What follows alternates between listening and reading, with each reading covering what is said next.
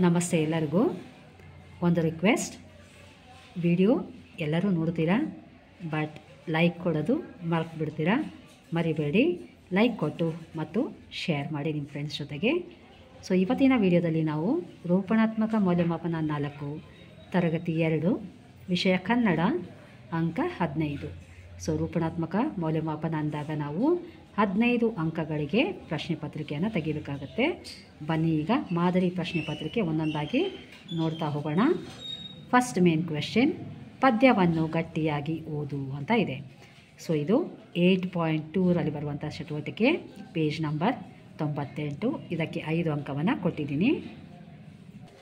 So ಇಲ್ಲಿ ಕಾಣ್ಬೋದು ಚಟುವಟಿಕೆ 8.2 ಕತೆ ಓದು ಅಂತಿದೆ. ಸೊ ಇದನ್ನು ಮಕ್ಕಳು ಗಟ್ಟಿಯಾಗಿ ಧ್ವನಿಯ ಏರಿಳಿತ ಮಾಡಿಕೊಂಡು ಸರಿಯಾದ ಉಚ್ಚಾರಣೆಯಲ್ಲಿ ಮಗು ಓದಬೇಕಾಗತ್ತೆ ಗಟ್ಟಿಯಾಗಿ. ಸೊ ನಾನು ಇದಕ್ಕೆ 5 ಅಂಕವನ್ನು ನೀಡಿದ್ದೀನಿ.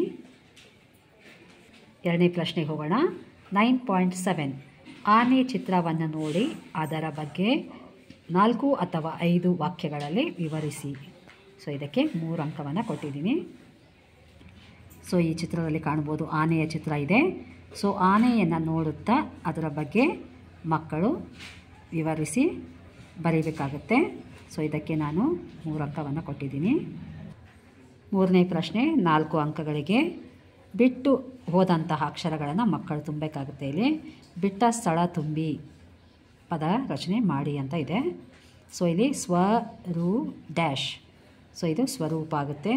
ವಿಶ್ವ ಡ್ಯಾಶ್ ವಿಶ್ವಾಸ, ಕ ಜ ಡ್ಯಾಶ್ ಕಜ್ಜಾಯ, ಗೆ ನಾ ಡ್ಯಾಶ್ ಗೆಜ್ಜೆ ನಾದ. ಸೊ ಇದು 4 ಅಂಕಗಳಿಗೆ ಪ್ರಶ್ನೆ. ಕೊನೆಯ ಪ್ರಶ್ನೆಗೆ ಹೋಗೋಣ. ಕೆಳಗಿನ ಪದಗಳಿಗೆ ವಿರುದ್ಧಾರ್ಥಕ ಪದ ಬರೆಯಿ ಅಂತ ಇದೆ. ಸೊ ಅಪ್ಪ, ಎರಡನೇದು ಅಣ್ಣ, ಮೂರನೇದು ಹಿಂದೆ. ಸೊ ಇದು 3 ಅಂಕಗಳ ಪ್ರಶ್ನೆ. ಸೊ ಈ ರೀತಿಯಾಗಿ 15 ಅಂಕಗಳಿಗೆ ನಾನು ಪ್ರಶ್ನೆ ಪತ್ರಿಕೆಯನ್ನು ತೆಗೆದಿದ್ದೀನಿ.